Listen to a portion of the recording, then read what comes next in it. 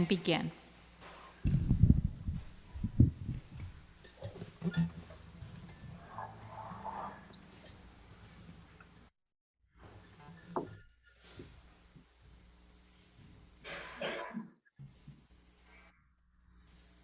Looks good. They used to tell me I was building a dream, and so I'd follow the mob. When there was earth to plow or guns to bear, I was always there, right out on the job. They used to tell me I was building a dream, with peace and glory ahead. How do I be standing in line, just waiting for bread?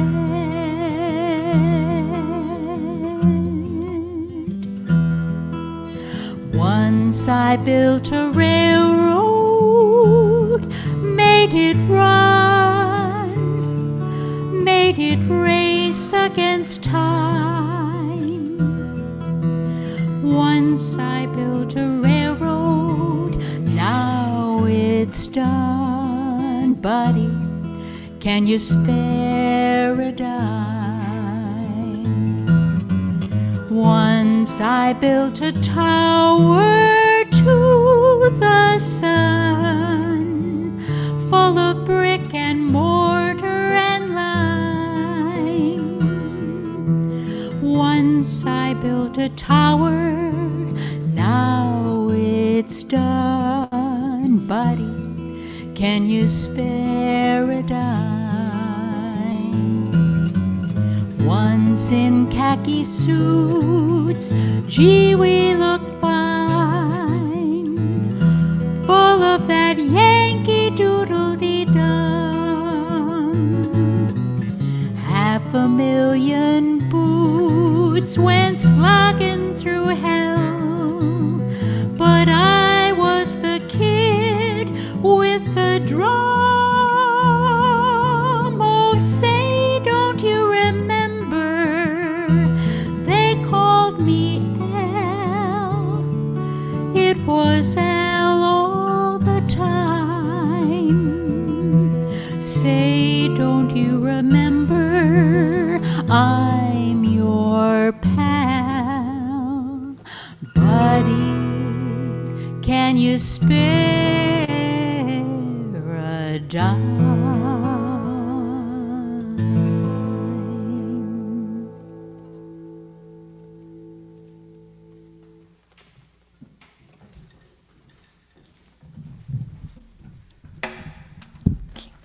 Welcome, dear friends.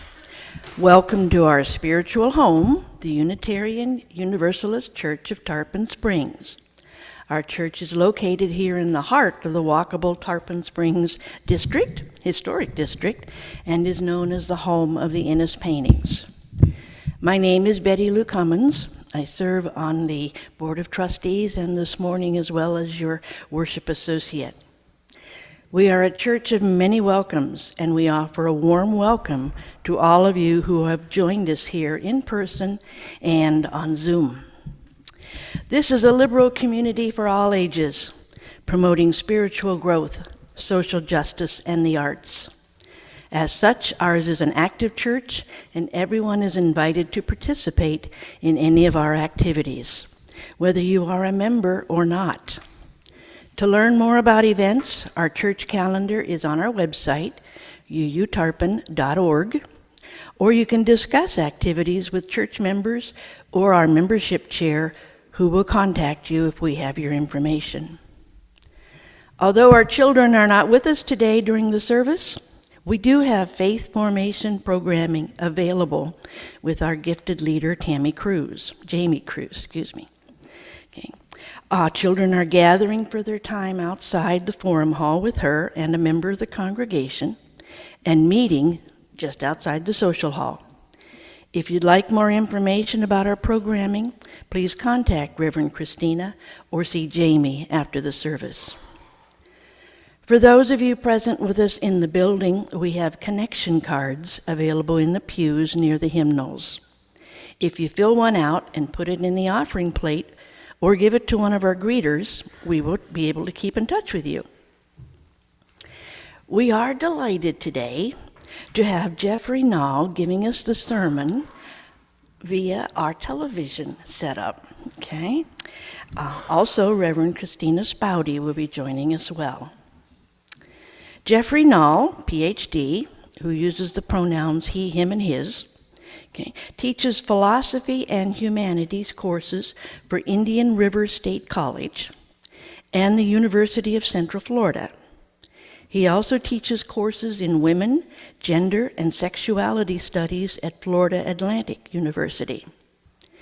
He recently began a Substack newsletter, okay, and it's called Humanities in Revolt, and you can find that at jeffreynall.substack.com. Okay. Music is provided by our music director, Bonnie Whitehurst. Okay. Bonnie will be singing throughout the service, and you are welcome to sing along, please continuing to wear your masks. Okay. Again, welcome. We light our chalice from these words from a UU worship. Sometimes the vision we share for compassion and community is bigger than our actual hearts. Often our hopes for a just society that is both free and responsible exceeds what we actually do to create it. But we may, however, never let our failing and floundering keep us from seeking again and again to live out in concrete deeds the hopes and dreams of our collective heart. May the light of this flame give us courage for the journey.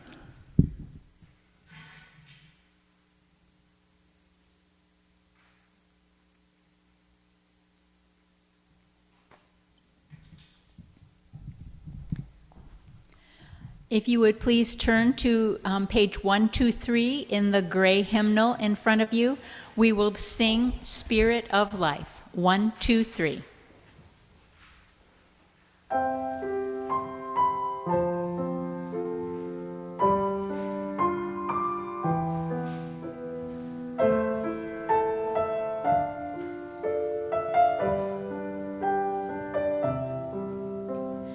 Spirit of life,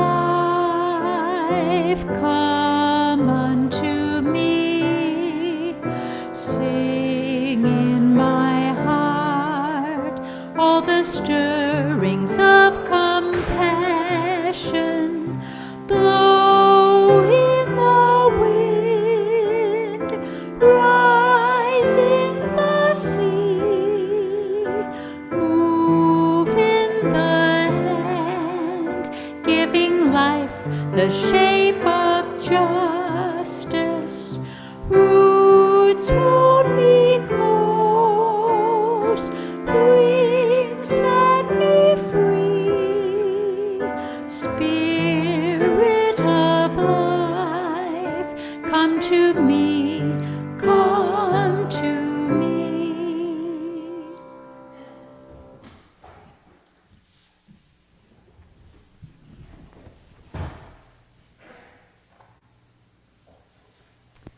Our story today is called Room for Everyone by Naz Khan. The Dalla Dalla rumbled and roared, and Musa and Dada were off to the shore to feast on fish at the Friday bazaar by the blue crystal waters of Zanzibar. Soon after zooming past Zalaika Street, they saw one old man and his bike with no seat. So the driver honked, pulled to the side, and asked, "Dear brother, do you need a ride? It's hotter than peppers out there in the sun. Come in, there's room for everyone." "But Dada," said Musa, "I don't think there is. enough room for that man and that cycle of his.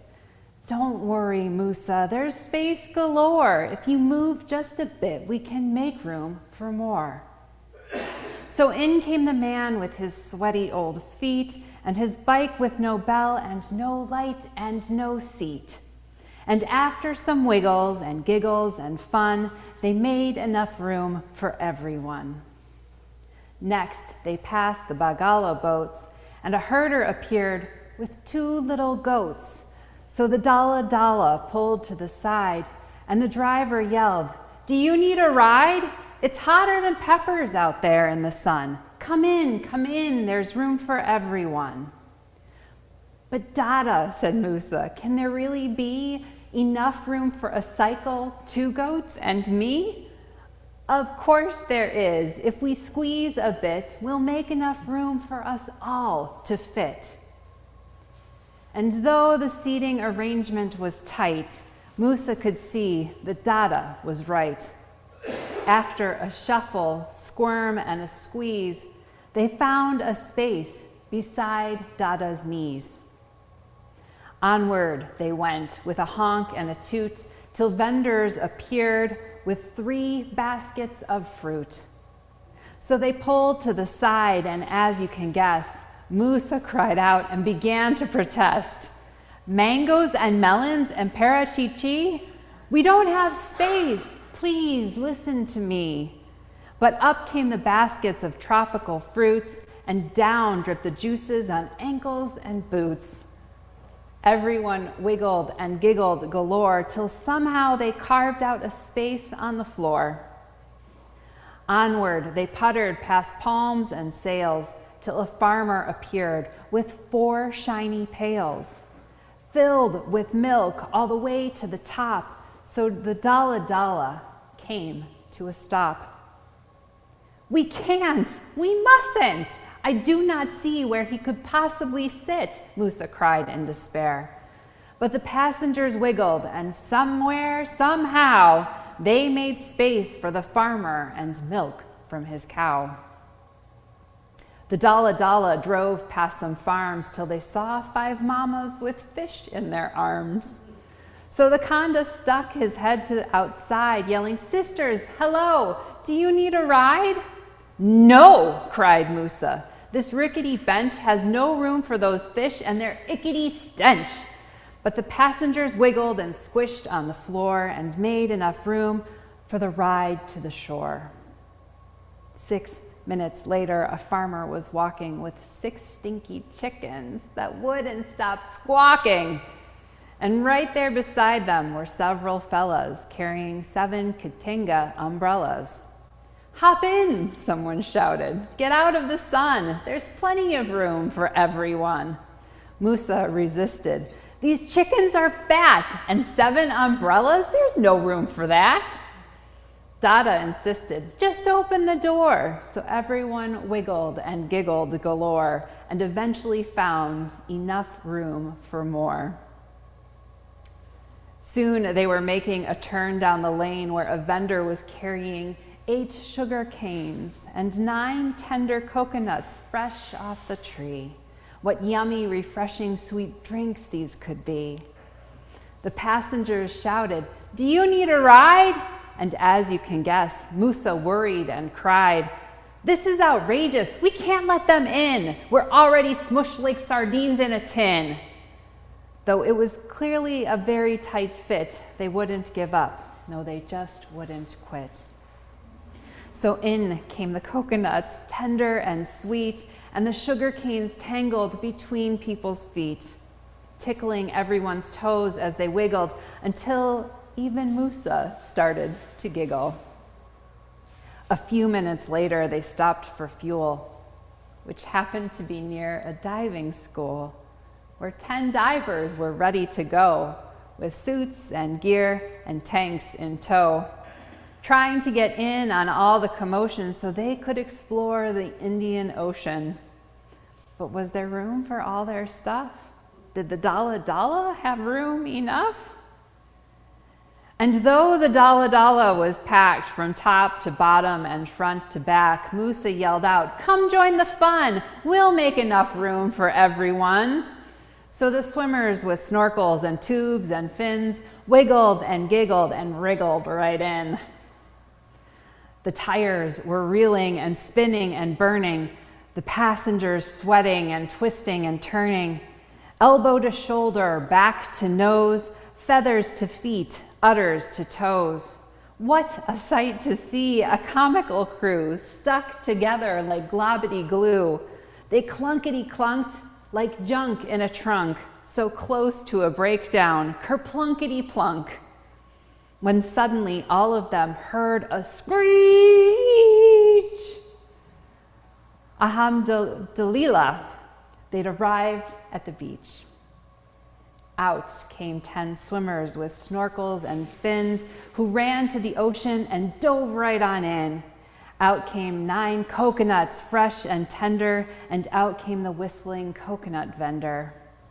Out came the 8 sticky, sweet sugar canes with 7 umbrellas for sunshine and rains, 6 stinky chickens and 5 piles of fish, 4 heavy pails full of milk so delish, 3 big baskets of fruit for a treat, 2 little goats, and 1 bike with no seat. At last, they had finally reached the blue crystal waters of Nungwi Beach, where Musa and Dada and everyone could wiggle and giggle under the sun.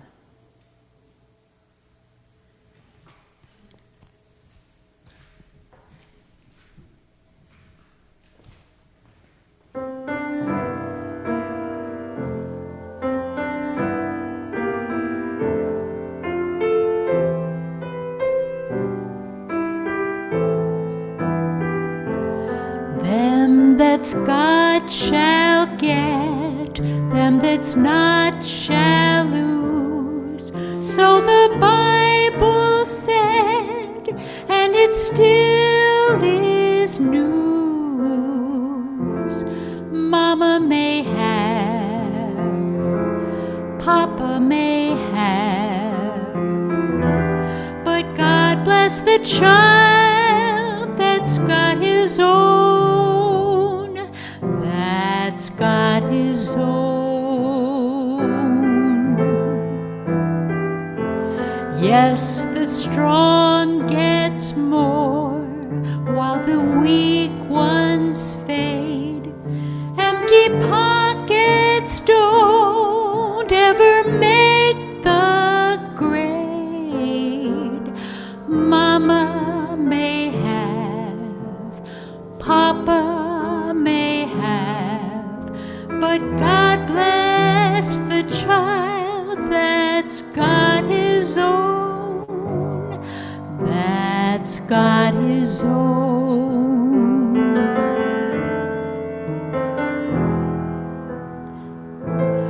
Money, you've got lots of friends crowding round your door. When it's gone and the spending ends, they don't come no more. Rich relations give crusts of bread and such. You can help yourself, but don't take too much. Mama may have, Papa may have, but God bless the child that's got his own. That's got his own.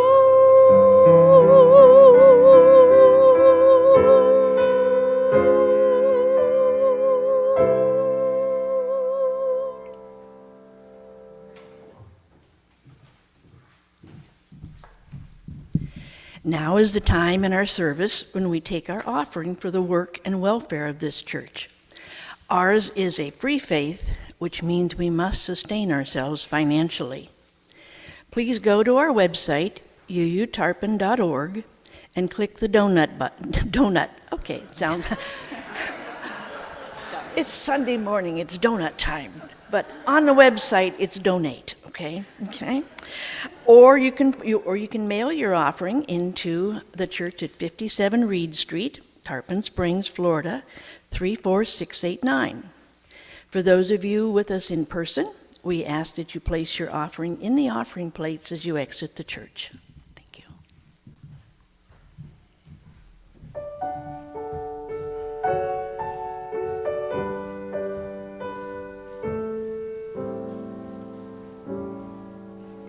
There's always money for missiles and tanks. There's always money for generals and banks. There's always money for new ways to kill, but a limited budget for you if you're ill. Yes, there's always enough for a war, but there's never enough for the poor. There's always money for tunnels and roads, for opera, ballet, but not jobs and homes. Your boss's expenses and fat subsidies, but there's never enough for your child care needs. And the well-off, they always take more. So there's never enough for the poor. There's always money for tests they can pass or fail you for not being white middle class. There's always the goodies for those with most greed, but never enough for those in most need.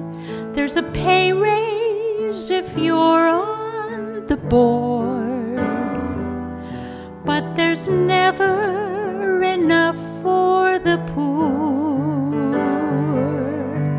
So consider the little of life that we know. We bring nothing, take nothing, pass through and go. We're all of us poor when it comes to the night, in need of the darkness, in need of the light. If we learn to want less and love more, there'd be enough for the poor. Yes, if we learn to want less and loved more, there'd be enough for the poor.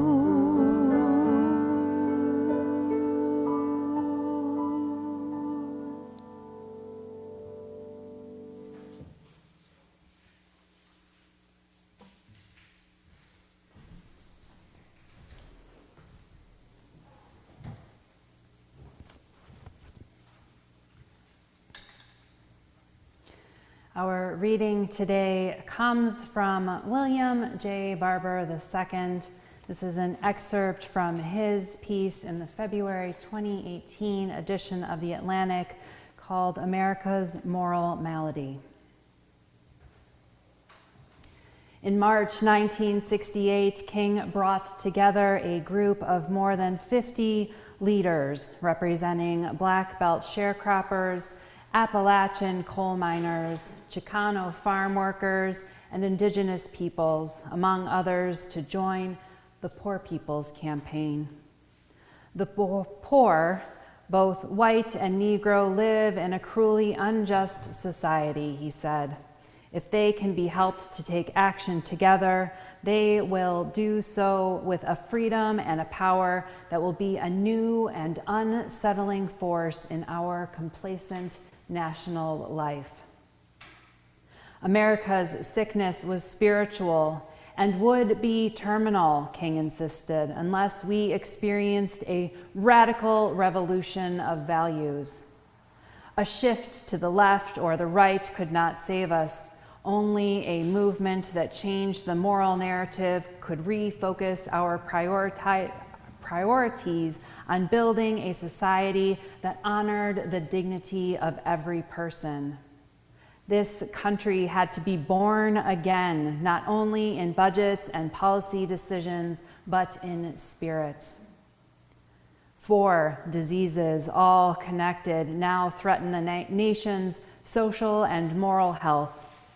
Racism, poverty, environmental devastation, and the war economy, sanctified by the heresy of Christian nationalism.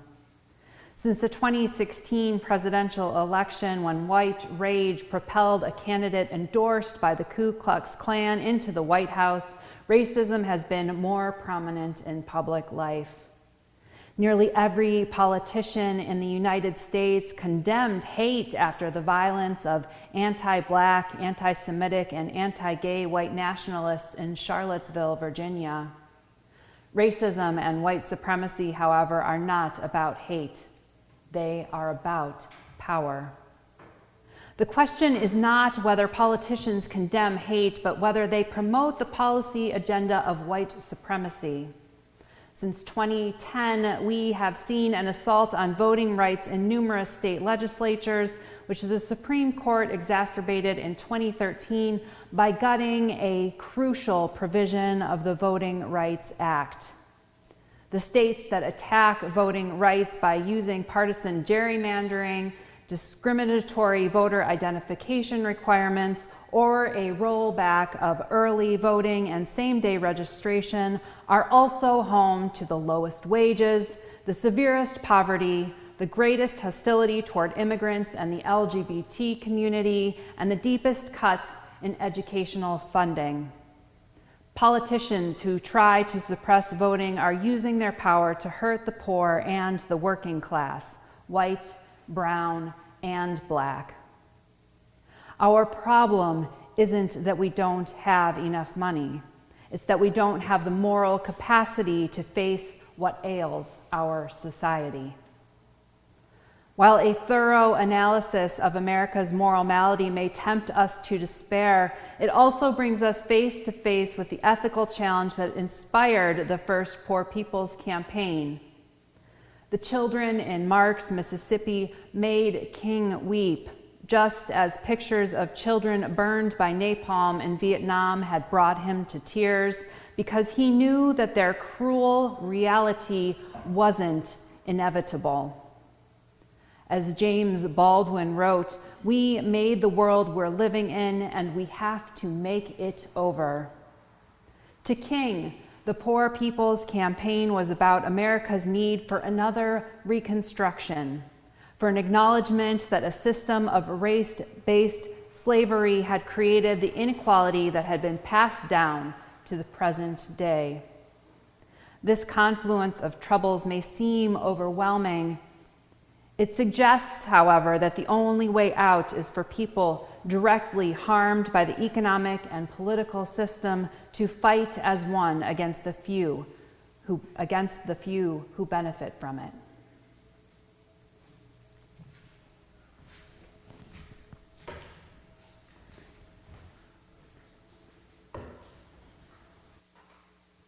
Reverend Dr. Martin Luther King Jr. is one of the most revered figures in American history. Each year, we commemorate his birth with a national holiday. A monument in Washington, D.C. bears his effigy and many of his most memorable quotes. And nearly 90% of our politically polarized population view him positively. Our nation's collective memory of Reverend King is perhaps best summed up by the fun facts coloring page that my son brought home in 2019 when he was in first grade. There, a cartoon depiction of King stands in the center of the page, holding two flags. One reads freedom, and the other reads equality. And around him were four statements. They read, I was a key leader in the American Civil Rights Movement. I believed in and fought for equal rights for African Americans. I helped in legal segregation and discrimination in the United States. And lastly, it stated, quote, my famous speech, I Have a Dream, promoted freedom and equality for all. The Reverend King that most of us honor each year fits neatly with the vision of our nation triumphantly overcoming its immoral missteps, making King's dream, really the American dream, into a reality. Our nation's unjust past becomes further evidence of the greatness of our nation, since we not only generated the problem, but we also generated this magnificent solution. It was a test, and it was a test that we passed. But the king we think we know is a self-serving fable of those with economic and political power, and it's one that betrays the life and the vision of a just society that King struggled to build, one that hollows out his most incisive social critiques and harnesses and dulls his prophetic philosophy, a philosophy of social transformation in the service of a radical love of all of humanity. Now, again and again, as a professor, I find that college students tell me that they are not taught this king. They are taught that Reverend King was a civil rights leader who rather politely fought to end segregation. They do not learn that Reverend King explicitly recommended militant, in his words, militant, though nonviolent tactics to create social change, nor that he spent the last years of his life, he sacrificed his life speaking out and organizing against what he viewed as the immorality of capitalistic materialism and American militarism, as well as white supremacy. Now, it's important here that we not let these words just gloss over our minds. Reverend King put militarism and capitalistic materialism in the same category as racism. How many of us do the same? Today, only one part of this triplet of evil, as he called it, is deemed obviously immoral by common sense. The other two are just routinely excused. Perhaps this helps us better understand why Reverend King was one of the most hated people in the United States of America just 2 years before his death. He was viewed favorably by just 33% of the population. Now, folks, just so that you have a proper context for that, he was viewed, former President Donald Trump and current President Joe Biden, as of this month, are viewed more favorably and less unfavorably than Reverend King. Today, 46% of Americans view former President Trump favorably, and 43% view Biden favorably. A 69% majority at the time in 1966 viewed Martin Luther King Jr. unfavorably. All right. And 44% viewed him as the least favorable category you could choose. And by the way, that was before he gave what would become his most controversial and widely condemned speech, Beyond Vietnam. Now, that said, my aim, as you can imagine, is not to turn the tide of contemporary public opinion back against Reverend Dr. Martin Luther King Jr. It's the ideas that got him into trouble in 1966, 67, and 68 that we need today, now more than ever, so that we can get ourselves out of the trouble, the very real trouble that we are in. On April 4, 1967, exactly 1 year before King was murdered, he delivered this most bold national address, Beyond Vietnam, A Time to Break Silence. King called for the United States to withdraw from Vietnam and begin, quote, a radical revolution of values by channeling the millions of dollars spent on war to address the dire needs of the nation's poor and near poor. King contended that the giant triplets of racism, extreme materialism, and militarism reinforce one another, preventing the flourishing of a truly just society. Reverend King came to this conclusion after he observed millions of Black people remaining in dire conditions, even as important advances had been made in civil rights, including ending segregation and expanding voting rights.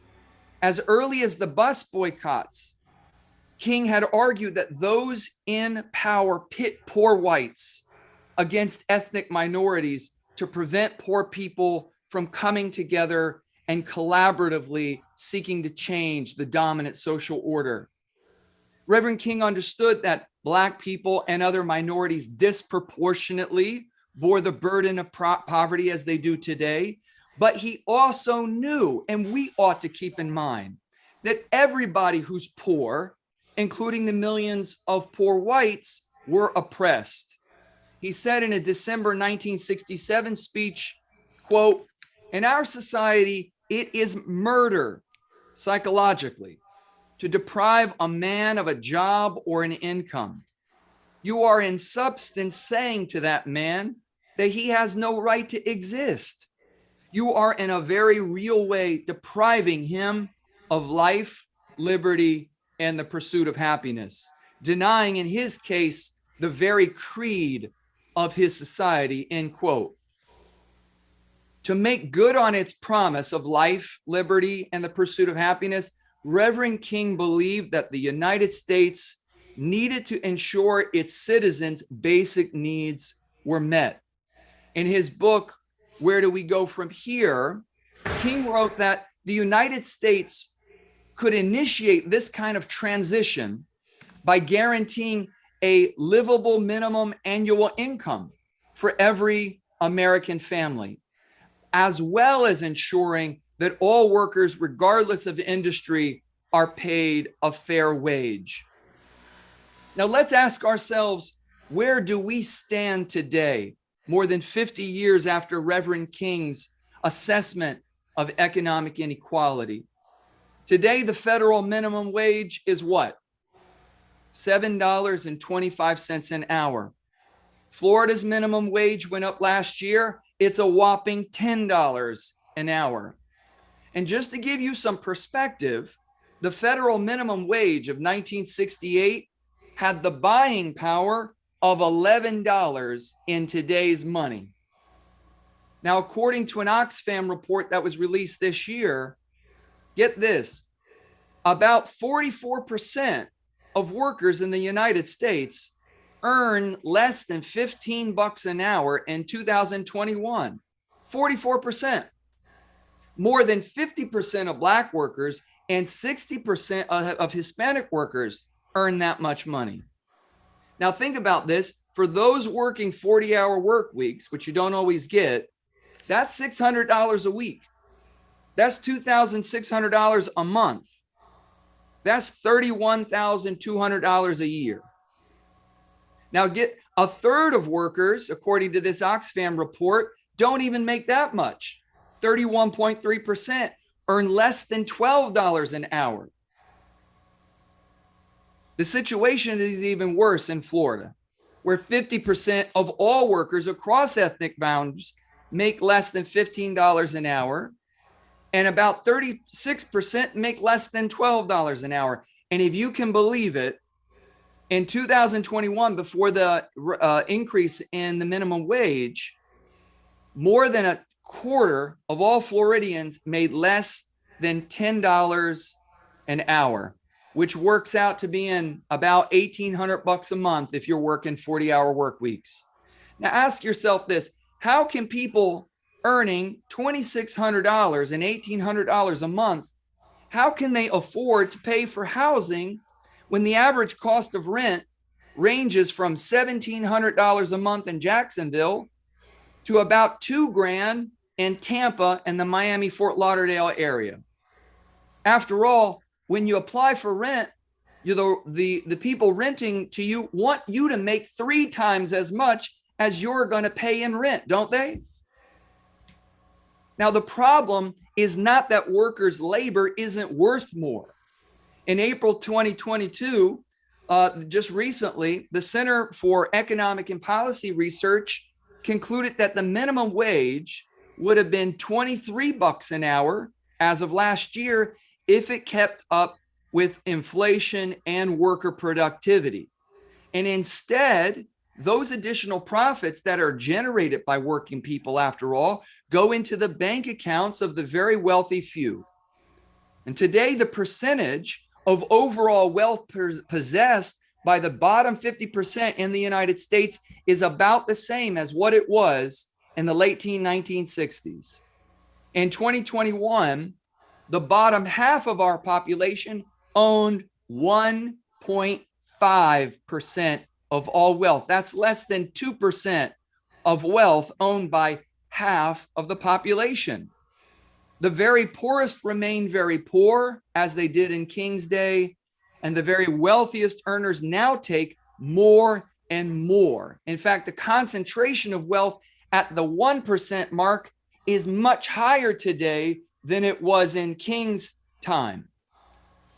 Now, one of the reasons for this inequality is the fact that you don't really make money through work under capitalism. And you know this if you understand how it works. You make money through investment. And most of the stocks in this country are held by very few hands. In 2021, the wealthiest 10% of households owned nearly 90% of all stocks. And that's how you really make money. Money makes money in a capitalist economic system. That's not a critique, it's just a factual observation. The bottom 90% of Americans hold about 11% of all stocks. So when you hear about increases in the stock rates, we're talking about certain people primarily making more or maybe making less from time to time. In Reverend King's defiant speech titled "Three Evils of Society," he cleverly observed that the United States political policies favor socialism for the rich and capitalism for the poor. Part of the problem, he says, is that we have deluded ourselves, I'm quoting him, into believing the myth that capitalism grew and prospered out of the Protestant ethic of hard work and sacrifice. He says, the fact is that capitalism was built on the exploitation and suffering of Black slaves, and it continues to thrive on the exploitation of the poor, both Black and white, both here and abroad.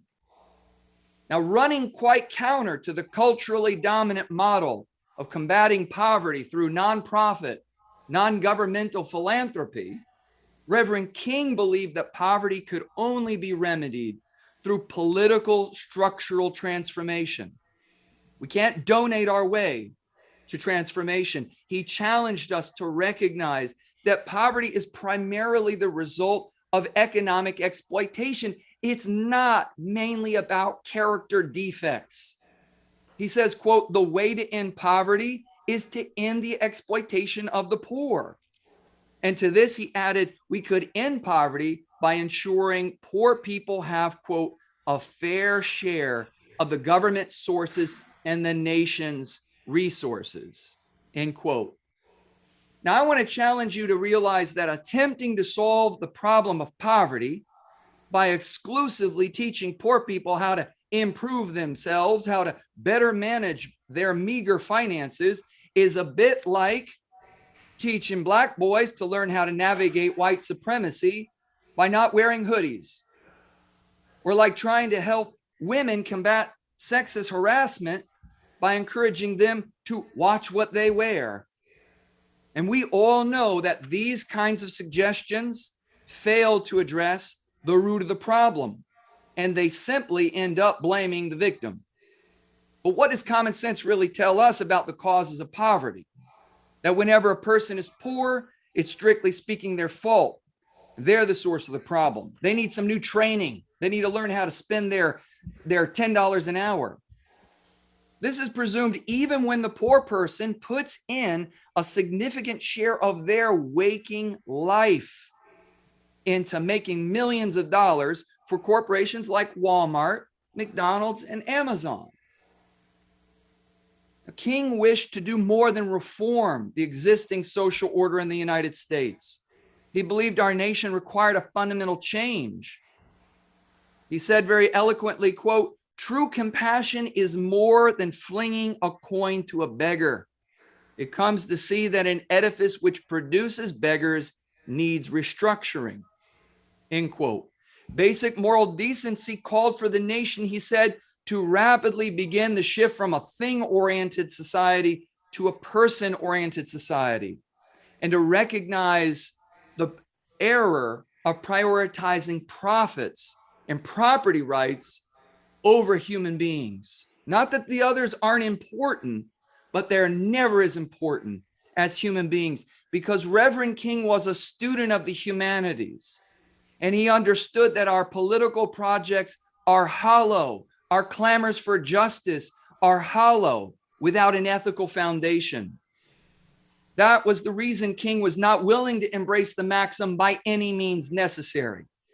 For King, there were principles, there were values so important they were worth not only losing, but they were worth dying for. As most great humanists had done, Reverend King sought to make a clear distinction between the means and the ends of life. This often overlooked or misunderstood distinction was at the center of his life and his activism. Some things in this life are just stepping stones to get what we want, but there are other things that are in themselves of sacred value. Reverend King quoted the theologian Abraham Mitri Rabini to help us understand the folly of our nation's preoccupation with the material means of life at the expense of the ends of life. He quotes Rabini as offering an imagined representative of Eastern thought, commenting on the dominant Western behavior at the time. Rabini wrote, he says to him, "Come, let us reason together. You call your 1,000 material devices labor-saving machinery, yet you are forever busy. With multiplying of your machinery, you grow increasingly fatigued, anxious, nervous, dissatisfied. Whatever you have, you want more. And wherever you are, you want to go to somewhere else. You have a machine to dig the raw material out of the ground for you, a machine to manufacture that raw material into various articles for you, a machine to transport the articles, a machine to sweep and dust, one to carry messages, one to write, one to talk, one to sing, one to play, one to vote, one to sew, another to keep things cold, and another to keep things hot, another to beat the egg, and 100 others to do 100 other things for you. And still, you are the most nervously busy man in the world. You have very little, if any, time for spiritual culture. Your devices," to finish the quote from Rabini, "your devices are neither time-saving nor soul-saving machinery. They are so many sharp spurs which urge you on to invent more machinery and to do more business," end quote. Reverend King believed that the solution was not to turn away from scientific technological progress. The solution was to return machinery to its proper place as secondary to human dignity. King said, "When scientific power outruns moral power, we end up with guided missiles and misguided men. When we foolishly maximize the minimum and minimize the maximum, We sign the warrant for our own day of doom. It is this moral lag in our thing-oriented society that blinds us to the human reality around us and encourages us in the greed and exploitation, which creates the sector of poverty in the midst of wealth, end quote. Now, the question I want to conclude with is, where do we go from here in the year 2022? I will tell you where I'm going. On June 18, 2022, I am going to Washington, D.C. to participate in the Nonpartisan Poor People's Campaign, a national call for revival. On that day, the new Poor People's Campaign, led by Reverend William Barber and Reverend Dr. Liz Theoharis, will hold a Poor People's and Low-Wage Workers Assembly and march on Washington, D.C.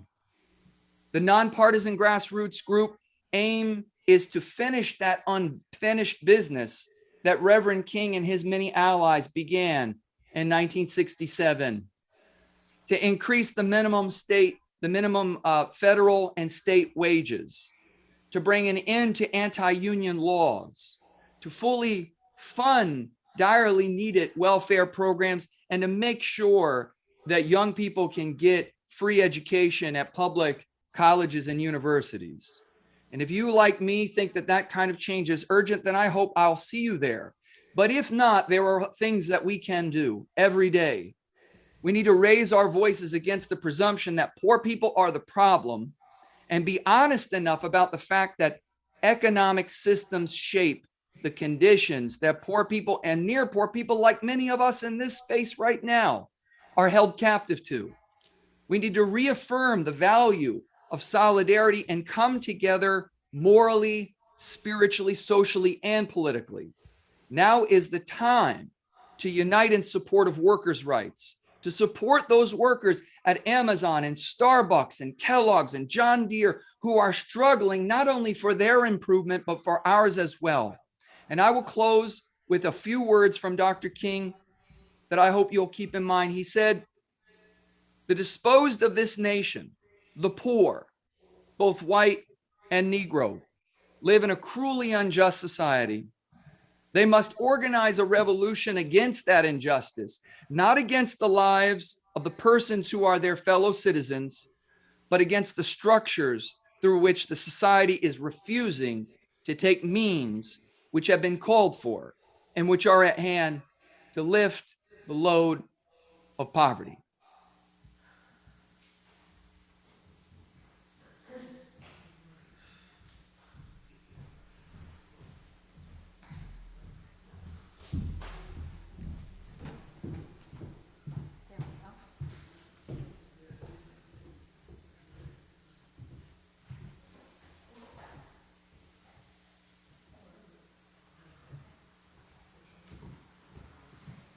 The number on our screen is number 1028 in the teal hymn book. And that's what we will be singing right now, "The Fire of Commitment."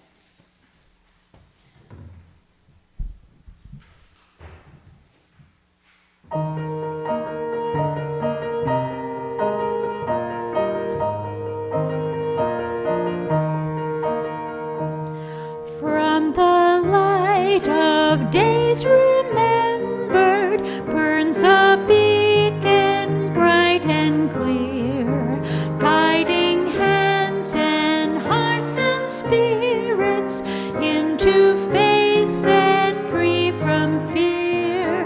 When the fire of commitment sets our mind and soul ablaze, when our hunger and our passion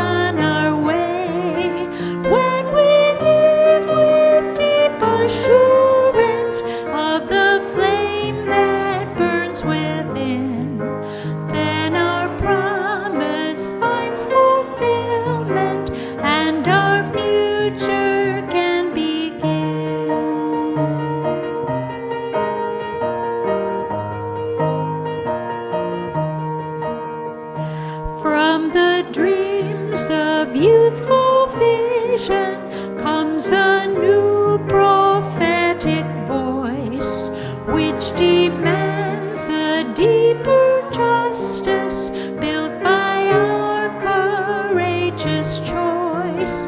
When the fire of commitment sets our mind and soul ablaze, when our hunger and our passion meet to call us on our way, when we live with deep assurance of the flame that burns within, then our promise finds fulfillment and our future can begin.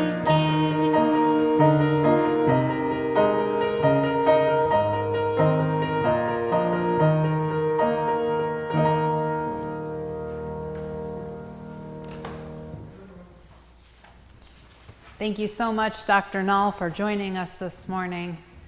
Close our service with these words from Jean Harrison Newyar, who has written in The Gift of Faith. In the lore of ancient China, there is a story of a philosopher who was asked, "Where is the road called hope?" He replied, "It does not exist, but as people move forward upon it, it comes into being." I invite you to continue moving forward on this path, this journey, this hopefully ever equalizing road called hope with me.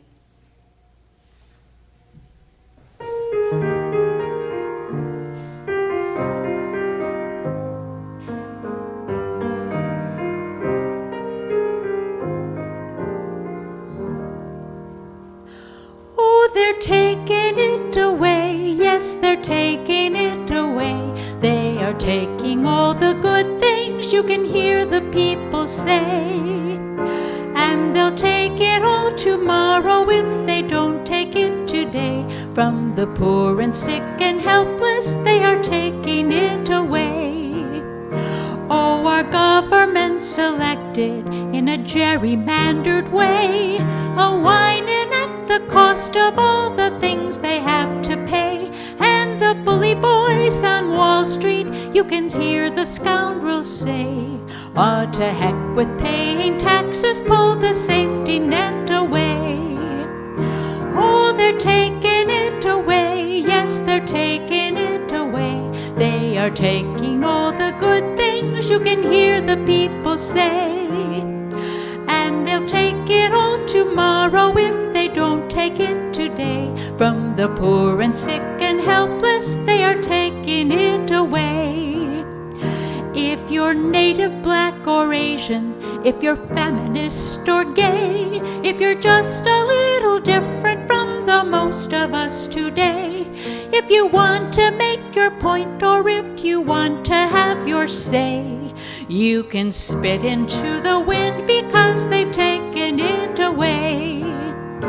Oh, they've taken it away, yes, they've taken it away. They are taking all the good things you can hear the people say. And they'll take it all tomorrow if they don't take it today. From the poor and sick and helpless, they are taking it away. Oh, there's those who have and those who don't, and those who are okay. And there's those who understand that fairness is the only way. But there's those who are so comfortable, they'll look the other way. And they'll vote for all the villains who would take it all away. Oh, they're taking it away, yes, they're taking it away. They are taking all the good things you can hear the people say. And they'll take it all tomorrow if they don't take it today. From the poor and sick and helpless, they are taking it away. So if you've health and wealth and wisdom, stop and spare a thought today. For those who don't and those who can't, there is no other way. Or we might as well give up the ghost and leave the USA, for there won't be any difference when they take it all away. Oh, they're taking it away, yes, they're taking it away. They are taking all the good things you can hear the people say. And they'll take it all tomorrow if they don't take it today. From the poor and sick and helpless, they are taking it away.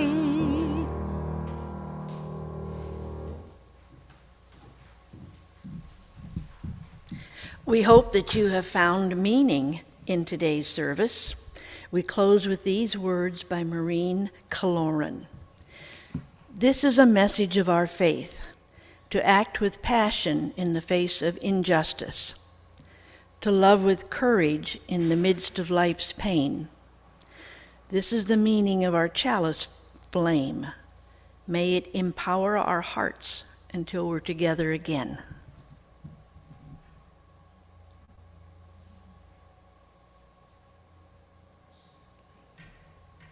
We do have a few announcements. We hope that you enjoyed our new TV edition today, and we hope we're continuing to plan for additional parts of the service to show on the TV also. And we'll have more information next week about being able to share joys and concerns on the TV perhaps as well. Okay. Buddhist meditation meets every Wednesday in the UU Forum Room, okay, from 7 o'clock to 8:15.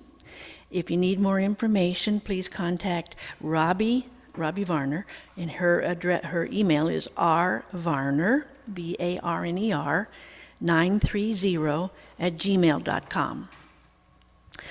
On May 1st, please join us from 2 to 6 p.m. The UU Church of Tarpon Springs benefit concert will be held at the Chakra restaurant, the Chakra Caribbean restaurant. This is to assist Ukraine. All the donations are for the World Central Kitchen. Okay. As I said, it will be held at the Chakra Caribbean restaurant at 900 North Pinellas Avenue here in Tarpon Springs. Okay. And there are flyers in the social hall. Our Burn the Mortgage envelopes are available in the social hall for friends who would like to donate. May 15th is Buddha's birthday. We'll have a birthday brunch. There's a sign-up sheet on the counter in the social hall for vegetarian dishes. A 50-50 drawing will be held to help burn the mortgage, clear that up. And also, please remember that hospitality for our coffee hour depends on donations of plate-ready food. So whatever you bring would be welcome. Also, please keep checking our UU website, uutarpon.org, and our newsletter for all of our activities. And thank you so much for joining us today.